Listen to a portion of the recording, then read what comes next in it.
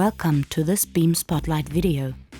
You can skip the general introduction by clicking the skip link in the description below. Beam is a puzzle platformer in which you can manipulate light beams to interact with them.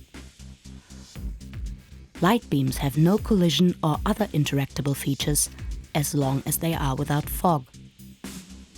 Other than that, they look nice, of course. Once in contact with fog, they change their behavior. In this series, we will introduce all different light beams and show how they work. Today, the purple gravity beam. In fog, this beam creates a gravity field that will draw all movable things towards it. Not only can you get, for example, barrels to your location to use them on a pressure plate, you can roll on the walls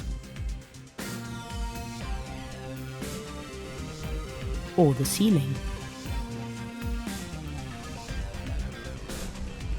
Sadly, sometimes it prevents you from going where you want to. That concludes our video. Thank you for watching. Leave feedback and thoughts in the comments below.